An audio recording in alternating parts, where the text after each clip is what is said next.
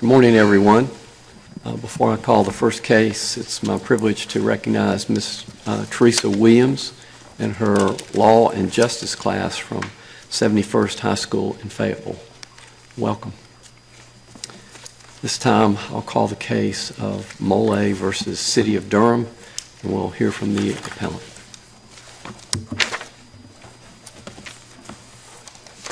May it please the court, I am Travis Payne of the firm of Edelstein and Payne, and with me today is Michael McGinnis, my colleague and co-counsel of the McGinnis Law Firm. We have the privilege of representing former police sergeant Michael Mole. I will address the fruits of labor claim under Article 1, Section 1 of our Constitution. Mr. McGinnis will address the equal protection claim under Article 1, Section 19. It is our intention to reserve 5 minutes for rebuttal. This case involves matters of safety for police officers and for the public. As the brief of the Fraternal Order of Police points out, situations involving barricaded suspects are some of the most dangerous that police officers face. There is a significant possibility of serious injury or death to the suspect, to the officers involved, and to the public. Sergeant Mole was thrust into just such a serious and dangerous situation in the early morning hours of June 28, 2016. A suspect had gone into an upstairs bedroom in an apartment and was threatening to kill himself with his gun. This was the first negotiation in which Sergeant Mole was involved since he had attended an FBI school more than 2 years before. He arrived on the scene with about 5 minutes left in the suspect's suicide deadline without any backup negotiators or tactical officers on the scene as required by policy. Sergeant Mole began talking with the suspect with the goal of keeping him alive. The negotiations continued for about 2 hours, during which the suspect became highly agitated on multiple occasions. Early in the discussions, a gunshot went off, confirming that the suspect had a loaded weapon. Late in the negotiations, the suspect said he was going to smoke a marijuana blunt that he had.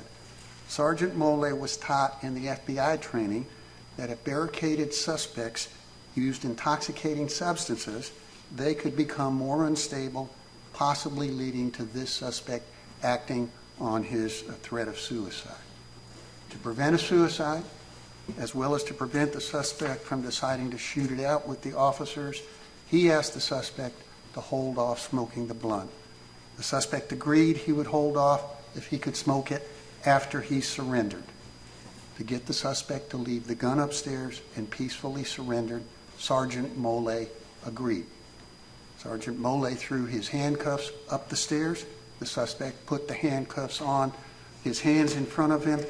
He left the loaded gun upstairs. He came down the stairs with his hands in front and surrendered. While sitting in the living room after surrendering, the suspect took the blunt from behind his ear and lit it with his cigarette lighter. He was allowed to smoke about half of it. We rely on General Order 4030 Revision 3 as the policy that supports the Article 1, Section 1 claim. That is the hostage or barricaded suspect situation policy. It states, and I quote, "The saving of human life, whether it is the life of the hostages, the suspects, the involved police officers, or the innocent bystanders, is the primary goal in dealing with hostage and or barricaded suspect situations." End of quote. That policy also provides that all demands are negotiable, except for 3 specific matters. We alleged in paragraph 78 of the complaint that those exceptions did not apply to the agreement reached by Sergeant Mole, and the city admitted that in its answer. We also alleged in paragraph 72 that Sergeant Mole had the discretion to enter into that surrender agreement. Again, the city admitted that. In his very first negotiation, Let me just ask a basic question. Sure. Are any of the ordinances or policies that the plaintiff relies on in the record before us? Actually, the General Order 4030R3 was attached to at least 2 of the amicus briefs. It's a public record, and several of the amici obtained it and attached it to their briefs. I believe the professional firefighters brief, and I think also NCAE's brief had that policy attached, so they are in the record, Your Honor. We alleged, and the city admitted, that Sergeant Mole saved the life of an armed suspect. That's the complaint, paragraph 75. So an officer with an exemplary record performed admirably to de-escalate and resolve a very dangerous situation, saving a suicidal man's life, and he did so in full compliance with the provisions of General Order 4030R3, and he got fired for doing that. Turning to the legal issues, the fruits of labor claim is also referred to as the Tully claim because of the seminal case of Tully v. City of Wilmington issued by this court in March 2018. I will address 4 contentions of the city regarding that claim. First, that Tully is solely limited to promotional policies. Next, that we are asserting that every adopted policy can be the basis for a Tully claim. Then that a decision in Sergeant Mole's favor will abrogate the employment at will doctrine. And finally, that there are different standards when the government is regulating than when it is an employer. Are you asking us to expand Tully? Yes. Tully, on its facts, was limited, and the defense, the city correctly points out, the elements as listed in the Tully opinion are limited to promotional processes.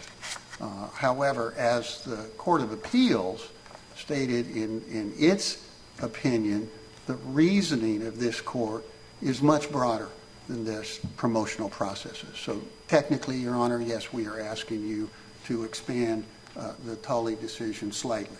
Well, when you say slightly, in what ways you're anticipating my question? In what ways would you have us to do that without going further afield than we need to?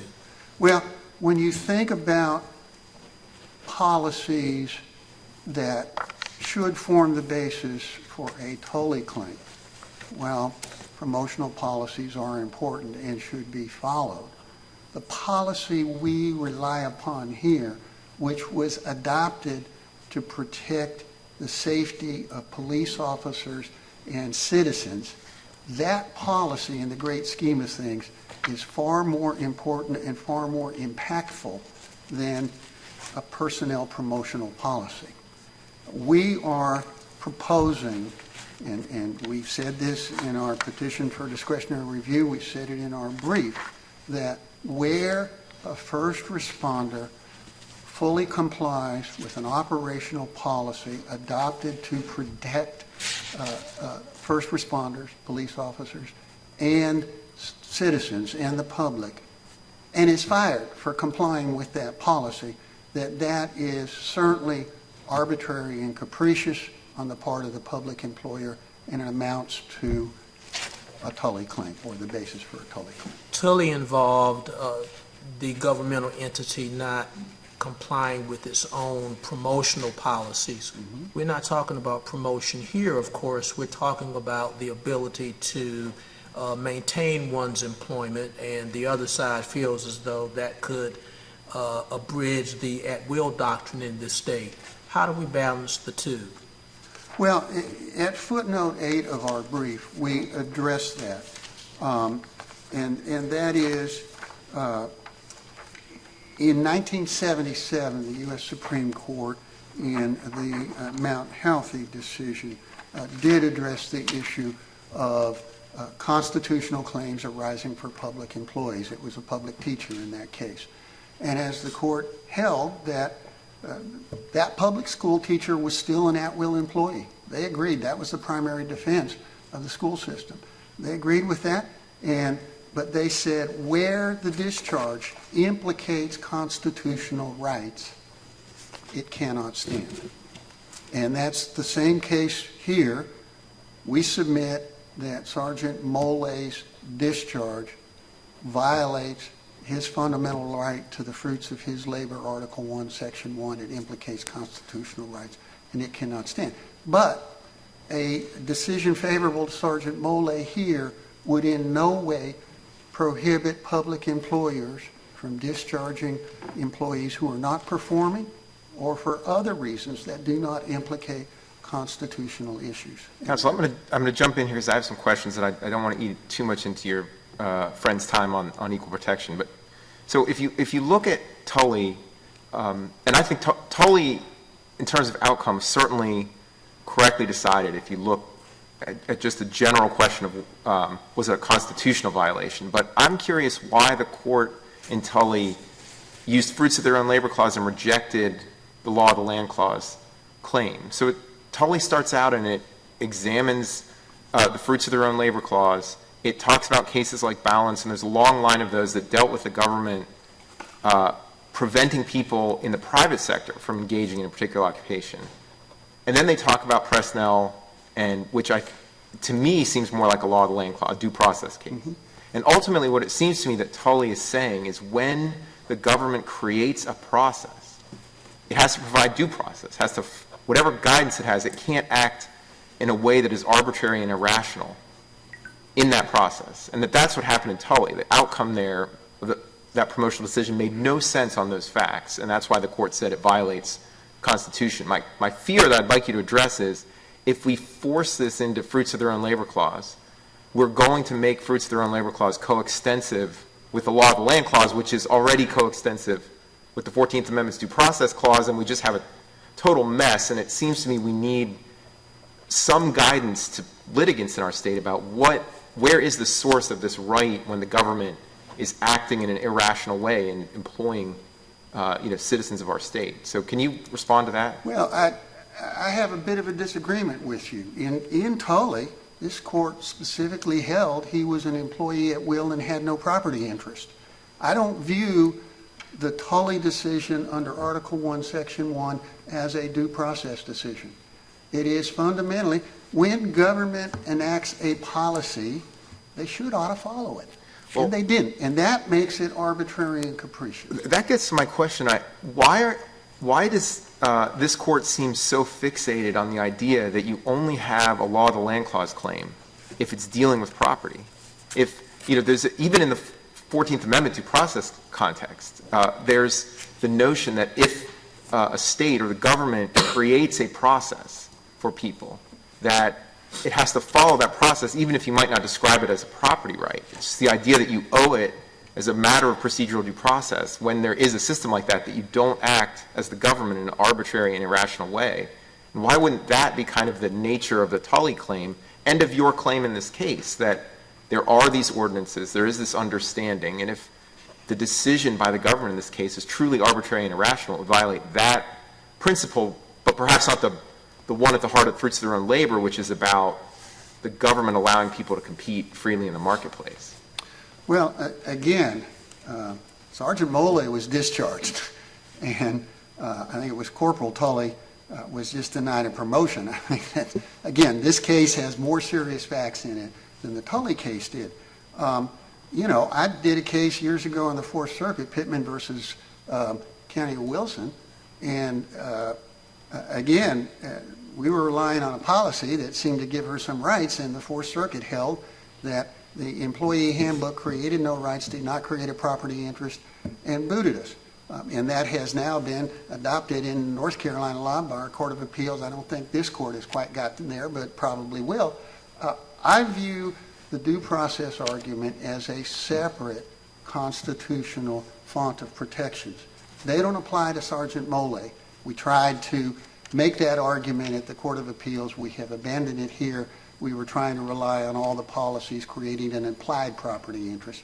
But it is real clear in the jurisprudence both of this court and of the U.S. Supreme Court that to get a due process right under the law of the land clause, under the 14th Amendment, that a public employee needs a property interest. And most public employees don't have that. So if a constitutional law professor came up to you and said, using the federal doctrine, tiers of scrutiny, said which tier of scrutiny applies in a Tully case? Like, which one are you arguing applies here? Which one do you think applies? This court has said several times, I believe most particularly in King versus Town of Chapel Hill, that the rights guaranteed by the fruit of labor are inalienable rights. Therefore, fundamental rights the highest tier.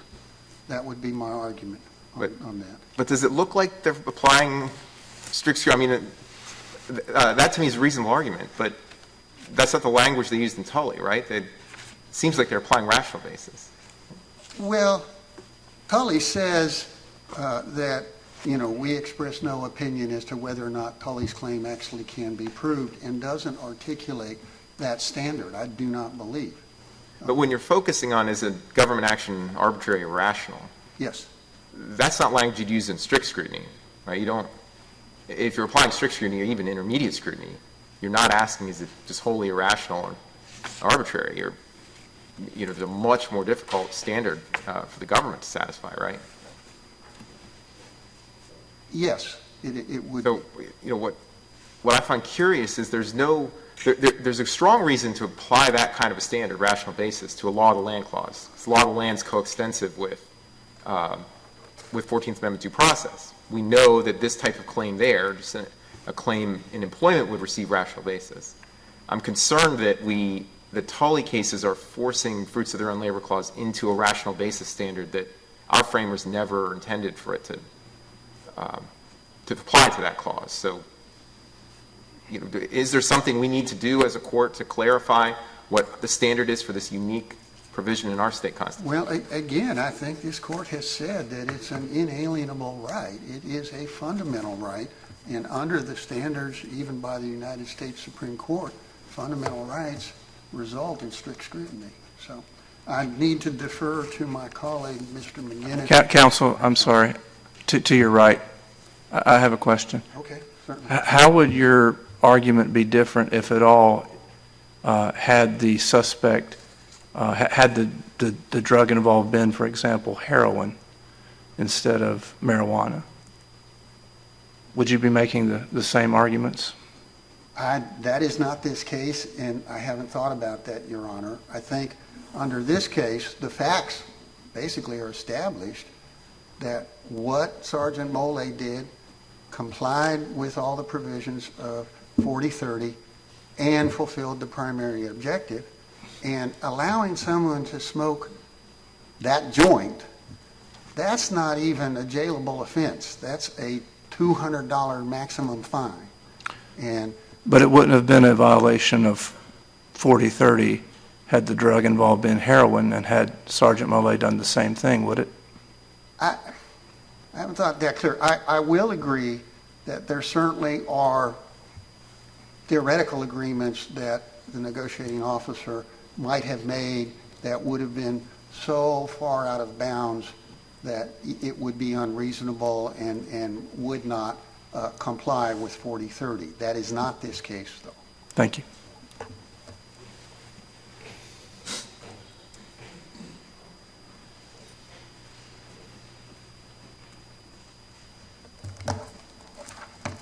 Good morning, Your Honors, and may it please the Court. Our equal protection position begins with the text of Article 1, Section 19 of our Constitution. And our Constitution contains not one equal protection clause, but two equal protection clauses. The one in application here is the first clause, which reads, "No person shall be denied the equal protection of the laws." The second equal protection clause identifies a number of what we know as suspect classes.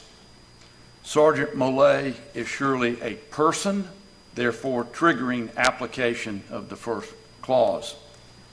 We respectfully submit that he's also a hero, and that his law enforcement service on that day was truly incredible and saved the life of Mr. Smoot. The first of the equal protection clauses protects Sergeant Mole from the absolutely egregious discrimination which is in the record before you at pages 16 through 20 and 27 and 28. It is most significant that Sergeant Mollet acted within his policy as he was taught. He gets fired for saving a life, yet numerous other officers, Your Honors, who committed not just offenses. This court's conscience should be shocked. And it breaks my heart to know and to realize and to have to say there were Durham police officers committing not just crimes but felonies, theft. And maybe the worst example, and they're set out in the complaint in detail, and certainly there's not time to try to go through all of them now. But when there's a domestic violence investigator who was having sex with a victim while making threats to her, and he told the victim he would bring more charges against her ex-boyfriend depending upon how often she had sex with him. I recall that from my young years as a prosecutor as being an act of extortion. And it is unfathomable that the city of Durham didn't take appropriate action to terminate that officer and terminate other officers. Supervisors who stole time, supervisors who stole gun parts, excessive force with severe injury. That this is an especially stark pattern and practice of disparate treatment. Our equal protection claim, Your Honor, is predicated upon alternative grounds, each of which has existing North Carolina precedent. Class of 1 discrimination, disparate treatment, and selective enforcement. Your Honors, in every town and village in North Carolina that has a police department, from Manteo to Murphy, and even in Elizabethtown, there is a police book of rules and regulations, sometimes entitled different. And it is a fundamental core part of our law enforcement system that those operational rules are vitally important. And in all due respect to those that advocated so strongly in the Tully case, I would respectfully submit to this court that the importance and significance of police operational rules, they are just far more important than personnel rules. Because when a police operational rule gets violated or ignored, sometimes citizens and law enforcement officers die. And this is a case, Your Honor, a model case of a model police officer employing the technique now that's being appropriately debated around the country, that our officers should be better trained in de-escalating. And Sergeant Mollet de-escalated for 2 hours and saved somebody's life. The fundamental principle at stake here, Your Honor, goes back way back before Tully. It started in the 1950s in a line of cases called Accardi. And here is the dispositive punchline. Quotes, an agency of the government must scrupulously observe rules, regulations, or procedures which it has established. When it fails to do so, its action cannot stand and courts will strike it down. That is a fundamental principle of good common sense and good common constitutional law. And isn't that also, I mean, there's plenty of federal cases that make that observation under the 14th Amendment, the Due Process Clause. If Yes, sir. the government creates a process, it has to follow it. Yes, sir. Because the government could choose not to create that process, in which case you wouldn't have a constitutional claim. So that sounds to me like an argument very similar to the one your friend just made about fruits of their labor clause. What's the difference doctrinally then between these two claims? Or did we take two very unique provisions in our state constitution and just say they're the same? Your Honor, what I'm suggesting is that this principle is also highly relevant to equal protection, because what we have here, clearly Durham is disrespecting its own policy, and therefore that triggers the selective enforcement principle that this court recognized as far back as 1892 in the Tennant case, and periodically about every decade or so there's been a case in reliance upon the selective enforcement principle. And what Durham did here was selectively apply its policy. And of course, terminated Sergeant Millay and allowed this egregious and in some cases felonious conduct. So we are suggesting the relevance of the Accardi principle is also in the equal protection context, Your Honor. Your Honor, there is... Can you point to what policy you're referencing? It's 40-30. That is the law enforcement policy in issue. And is that in the record anywhere? Yes, it's at least quoted in verbatim in the brief from the record, and as Mr. Payne indicated, I think one of the amicus briefs set that out. But I believe that's clearly in the record. Counsel, is it clear that 40-30 was violated? Your co-counsel, in response to my question about where would we be if the drug at issue involved had been heroin, seemed to concede that, in fact, 40-30 may not cover every situation in which an agreement reached between a negotiator and a suspect would be impermissible. Your Honor, 40-30 may not, in fact, cover every situation. But of course, we have analyzed the case and set forth at least the best argument we could based on these particular facts. Mr. Smoot was about to smoke the marijuana cigarette upstairs. Sergeant Millay recognized the risk of that. He's already got a gun, and what we hadn't heard yet in the courtroom, the gun had already been fired. So his negotiation tactic, he entered into what's known as a surrender agreement, which, Justice Allen, has great significance in law enforcement. They are expected to be enforced, and there's, I think, good argument in the police amicus briefs to that effect. Law enforcement officers are expected to adhere to their agreements and their deals. They're expected to be truthful. And what Sergeant Millay successfully did was he negotiated that man down before he lit the marijuana cigarette upstairs. And like my co-counsel, and I apologize, Your Honor, I hadn't thought about it if it might have been some other arguably more serious type of drugs. But fortunately, we don't have that fact before the court. Thank you.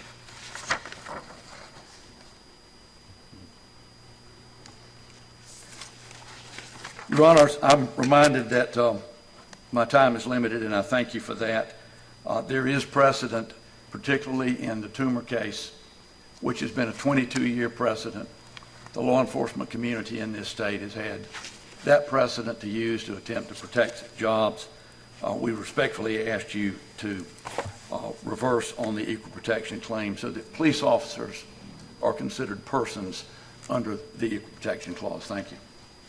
Thank you, counsel. We'll hear from the appellee.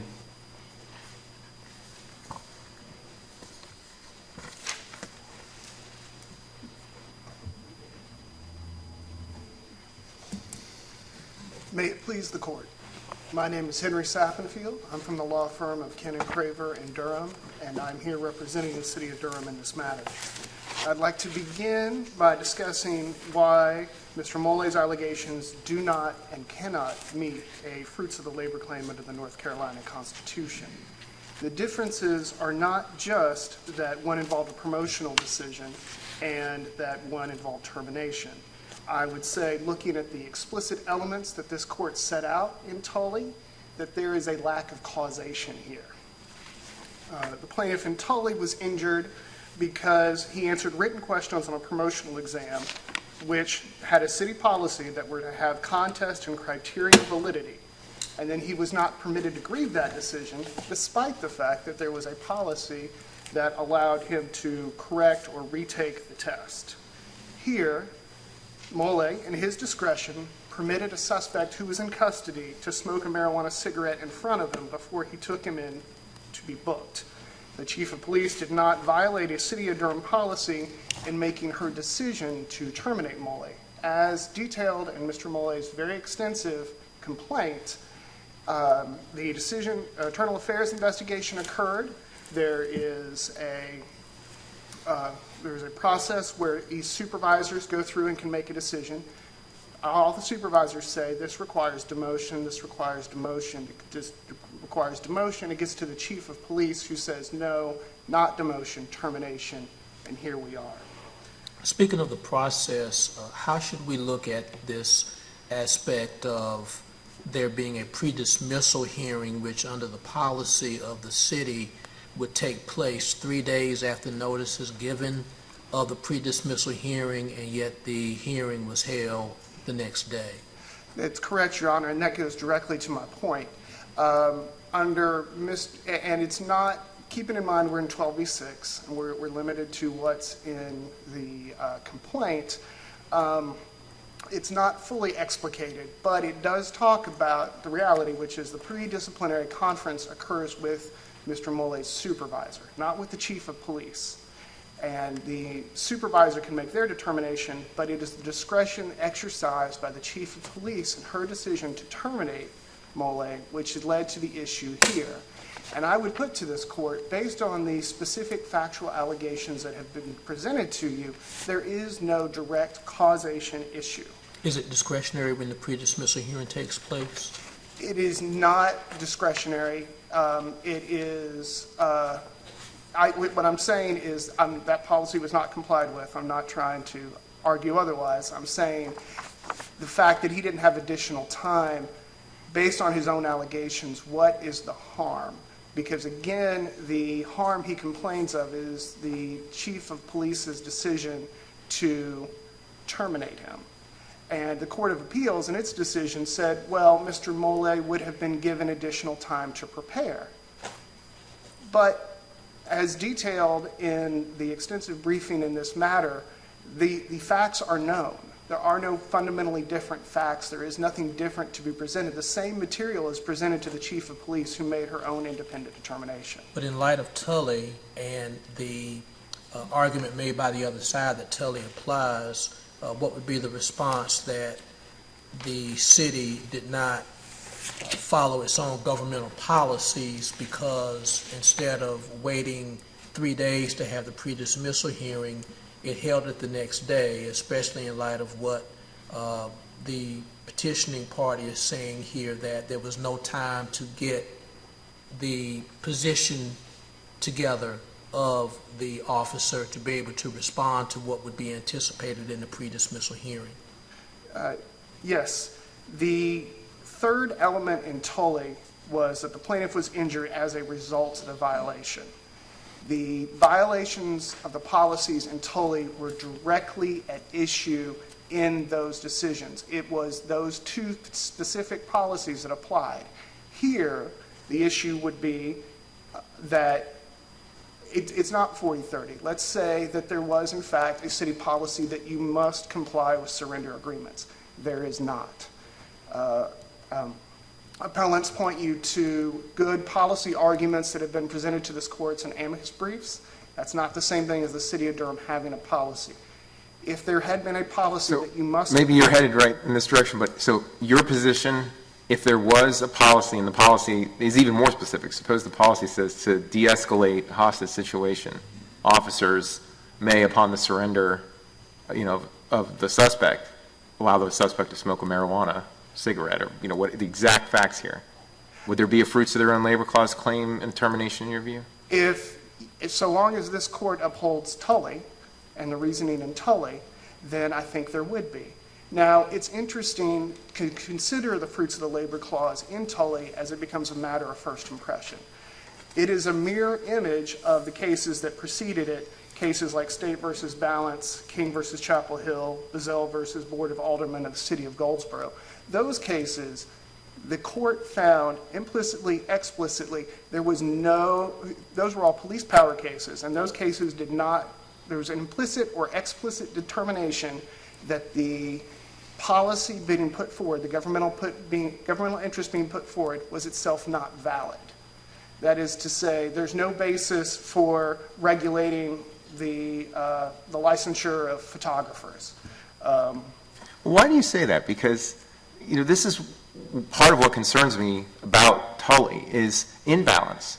There absolutely is a rational reason that the government would create the Board of Photographic Examiners, and that is that the government employees, particularly elected officials, have an interest in helping the established people in the marketplace who are powerful people in society and can help them. So excluding some people from the marketplace is entirely rational for government actors. We just said it's unconstitutional to do that. So, that seems to me to have been the heart of Fruits of Their Own Labor throughout its time since the provision was framed, is that's what it's intended to do. I would agree with you, but I would say in two of those cases, in State versus Balance and in Bazell, the court said what you, the government, are trying to regulate here, there's no need for you to regulate it. Bazell is an interesting case because it has to do with the ability to where you place gas stations. And the court makes this big distinction and says, well, it's not a dance hall, it's not, I don't know what other term they use for it, it's not a gambling parlor. Those are the sort of things that we regulate, but we're certainly not going to regulate a gas station. Well, now, environmental laws, things like that, there are regulations. But implicit in those cases, which are different than Tully, and I'm not arguing, I don't think this court needs to get rid of Tully. I think Tully can exist, and Tully existing, being a valid cause of action under the Fruits of the Labor Clause, it's built into the decision in Tully is this argument, like I said, of causation. And this gets to one of the factual issues that this court has asked about.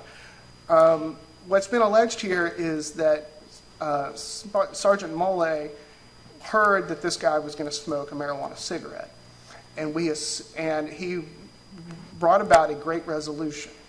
What happens if that marijuana cigarette had been laced with fentanyl? What happened if he permitted him to smoke it and he was in handcuffs and put him back in the car? He put this man's life at risk.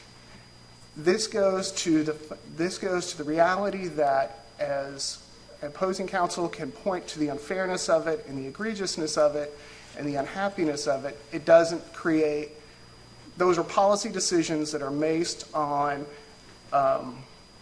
after the fact determinations of getting a very good result. What's your response to the curious angle of that, though, which is that the individual could have smoked the marijuana cigarette while the negotiations were going on anyway, and that in having it to be postponed during the course of the negotiations, that the officer was actually acting within the realm of the policy in having delayed what otherwise could have been inevitably done sooner anyway? I think again, there's a determination of hindsight that's being included, and there's a determination of assuming that it was necessarily going to work this way. Again, if there was a policy that said you have to go fulfill the surrender agreement, then I think this case falls within the ambit of Tully. That's the fundamental difference. Is there, had Mr. Mole, had Sergeant Mole said, I'm sorry, I can't let you do it, I don't know what's in that thing, I apologize, there would not have been an internal affairs investigation. There would have not been a basis for one.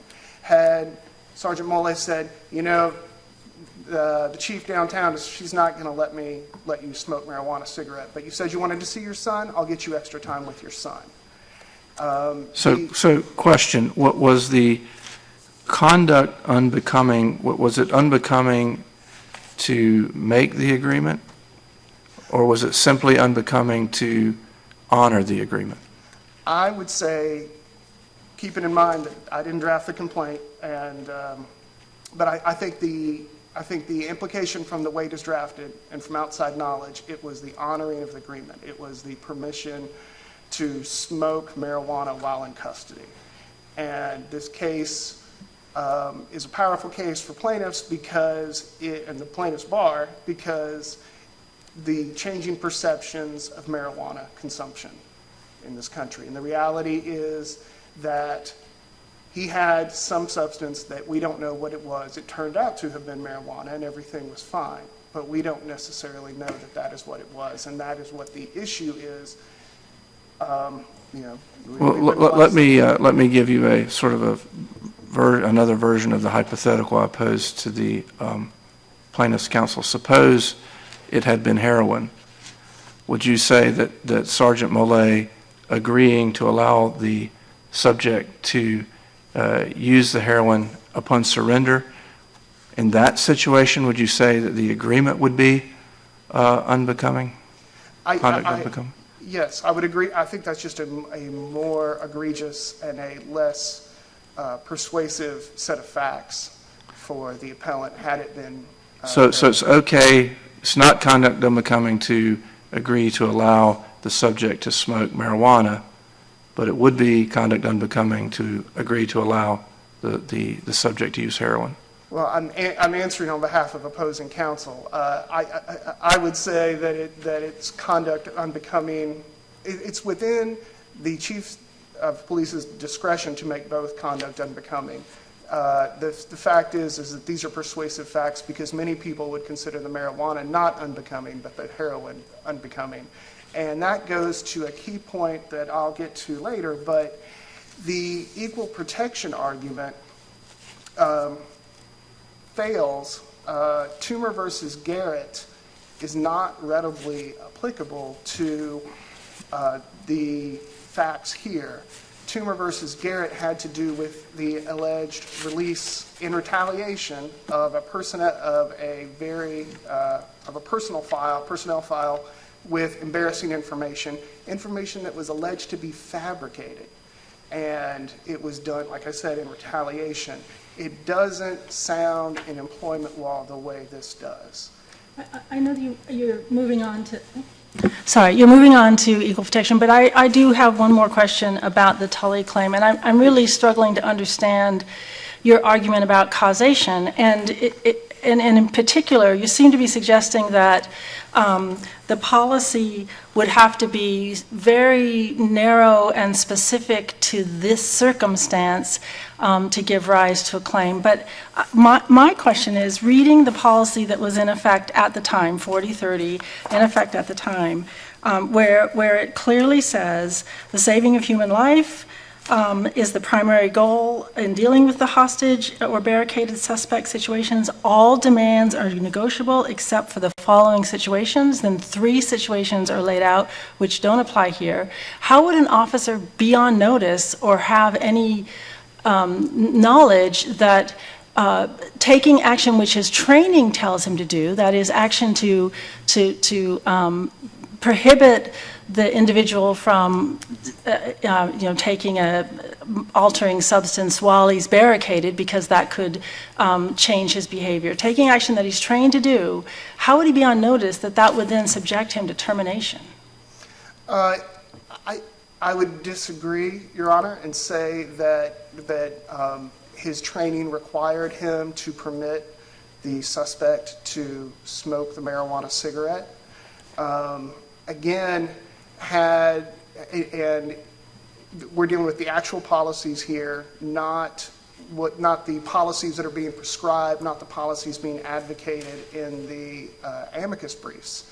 And if the policy here had been, you have to comply with the agreement, then I would agree that we would fall within the ambit of Tully, at least for that purpose. And so I would say, because this worked out, because this was a successful resolution, there's an inclination to say, well, we want to come in and we want to tell the chief of police what is or is not a conduct unbecoming, what is or is not a reason for termination.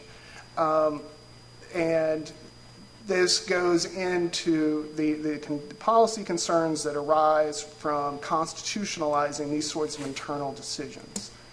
And this is a different issue than the Fruits of Labor Clause, the equal protection arguments. These are fundamentally different, but I think there's some interesting discussion policy-wise for fruits of their labor that comes out in equal protection, particularly the United States Supreme Court's decision, Inquist, which talks about how we're not going to have class of one equal protection claims. We're certainly not going to have class of one equal protection claims when it comes to internal governmental employment decisions. And this court is obviously not bound by that decision, but I would say that there is some powerful evidence and some explanation as to why that is good policy and why it applies here. Supreme Court noted... Before you go there, well, you can have a class of one due process claim, though, procedural due process claim, right? I think you can have... We see those all the time. Right. You're right. One thing I can't understand is why we don't have our version of a procedural due process claim, the law of the land clause claim in this case. Is it because Tully precluded those for some reason? Well, so Tully found, as part of the decision, that concepts of, and I'm going to quote the correct language, disparate treatment or other, Tully does not incorporate theories of disparate treatment or other elements of federal employment discrimination law.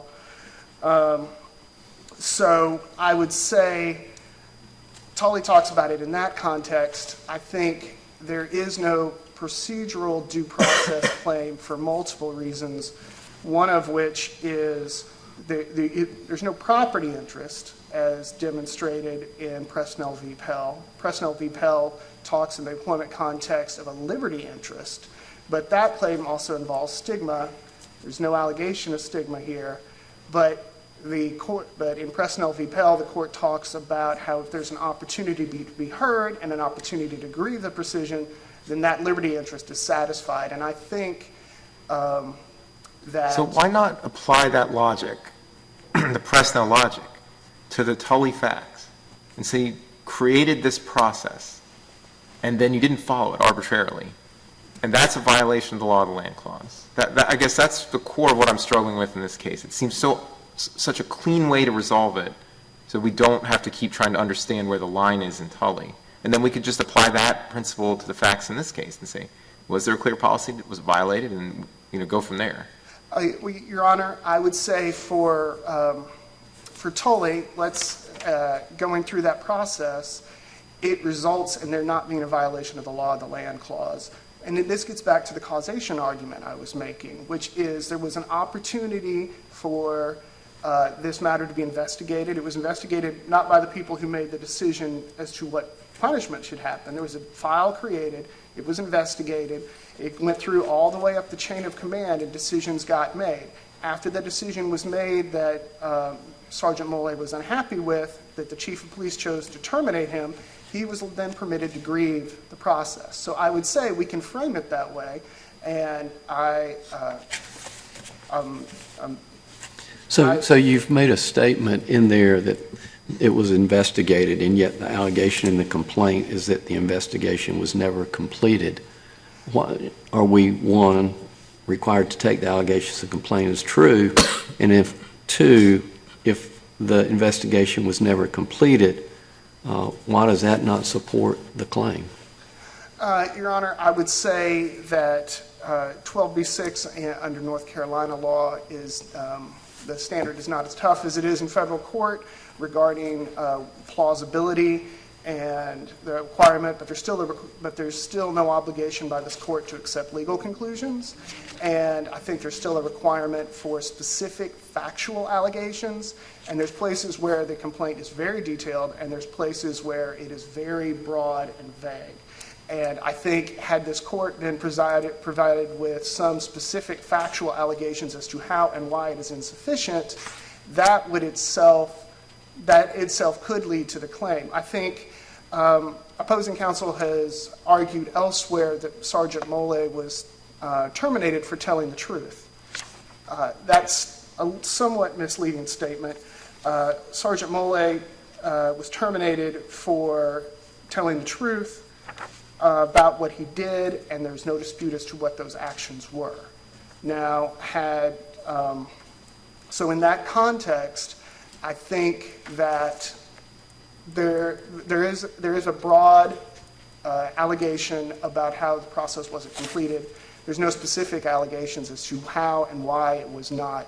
This gets to the underlying issue, And this gets to maybe why I should better explicate the causation argument, but because, again, it's not Rule 56. I'm not permitted to provide you all a full explanation of everything that happened, but just based upon what's in there, the pre-disciplinary conferences with his supervisor. Several ranks above his supervisor is the person who makes the decision. So 1 day on undisputed facts, 3 days on undisputed facts. Again, the Court of Appeals said, well, he could have had additional time to prepare, but I would say prepare for what? If there's no dispute about what occurred, the only question is, what does the chief of police consider this? Then that is an important, that's an important distinction. I think you heard you state, and you can tell me if I'm wrong, that if it were not investigated, if the incident were not investigated, that could lead to a claim. What kind of claim would that have been?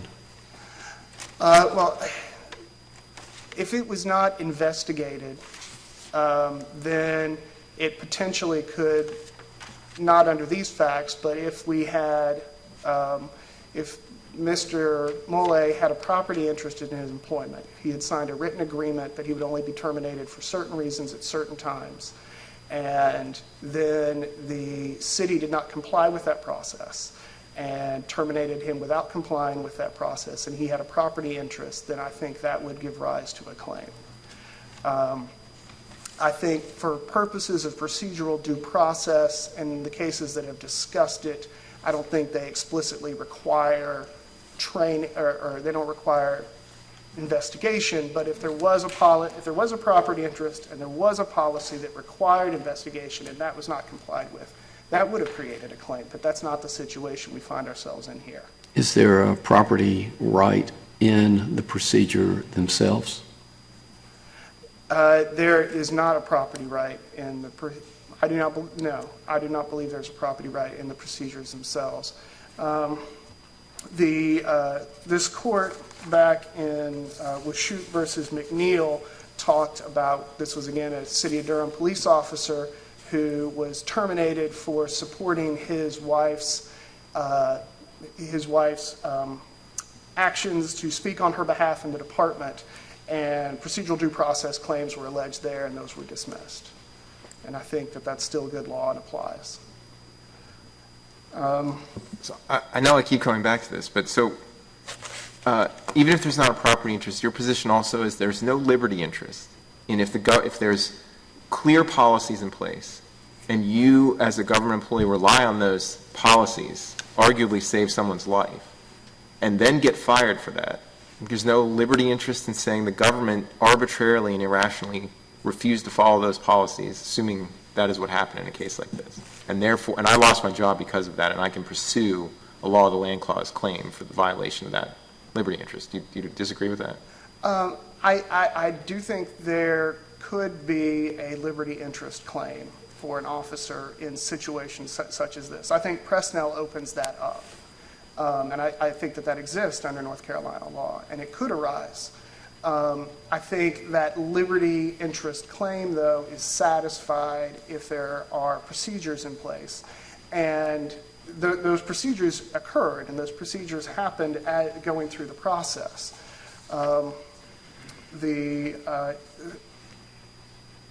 And so, try to think of the best way to address it.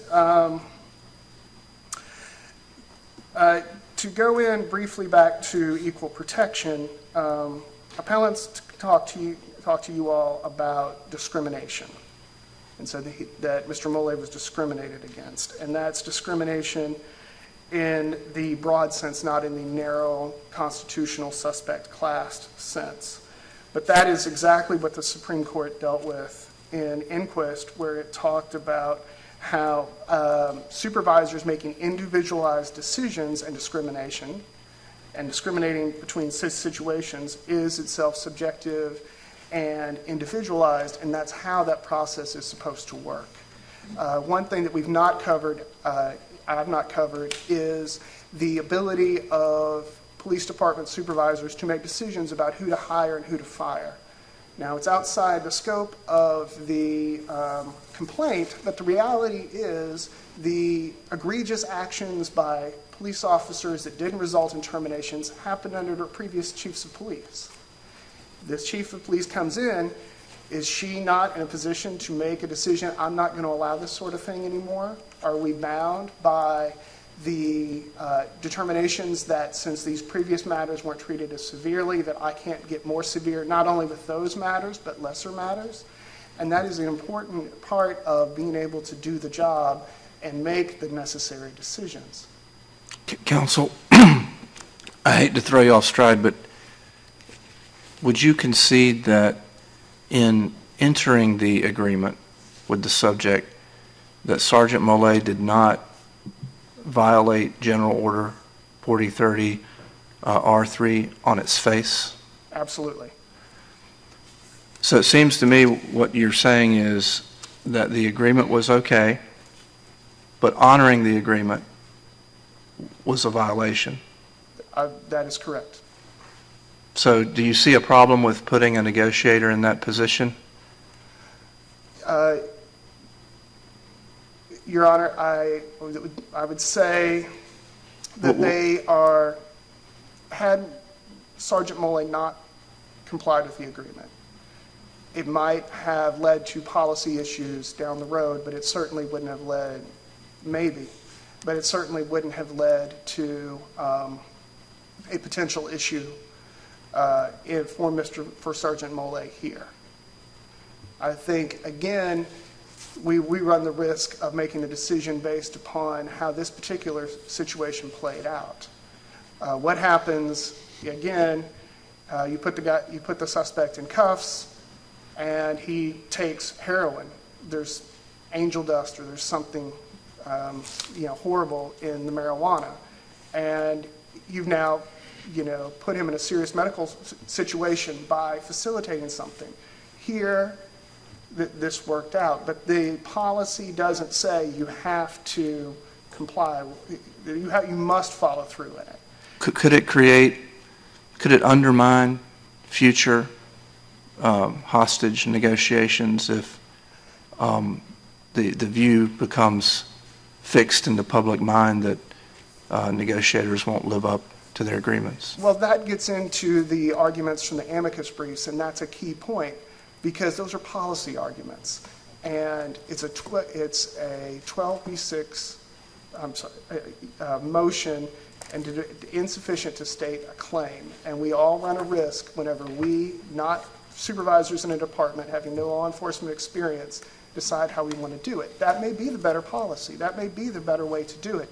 But the chief of police, who has been hired for that position and is administrating her office, needs to make the decisions that she deems are best for her and for the department. And as long as no constitutional violations occur, then I think that that's entirely appropriate. And what has been presented to you here is close to Tully, but it is not Tully for the reasons I've outlined.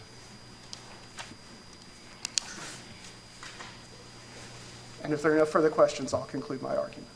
Thank you, counsel. Rebuttal.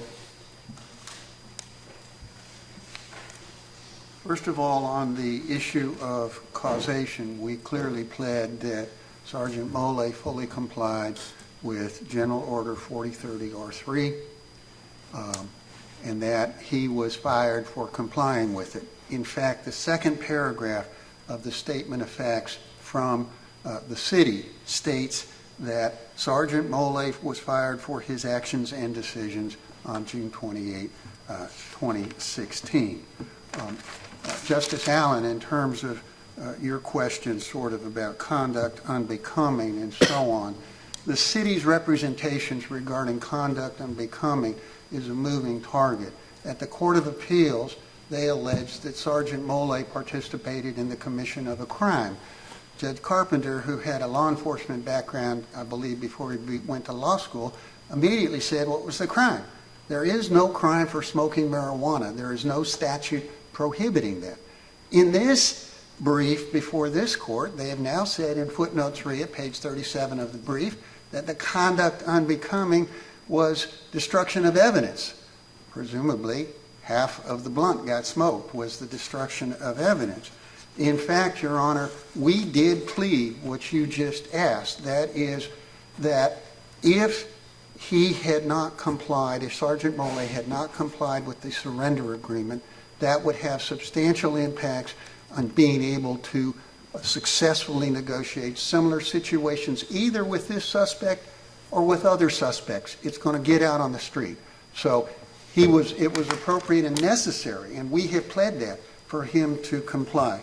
Final point, there are these issues involving Inquist v. Oregon that Mr. Sappenfield has tried to use to minimize the impact of cases like State v. Balance and King v. Town of Chapel Hill. That Inquist argument was the basis for the dissent at the Court of Appeals in Tully. It was strongly argued by the city of Wilmington before this court in Tully, and this court in Tully counsel. I believe your time's expired. rejected that unanimously. Thank you. Mr. Clerk.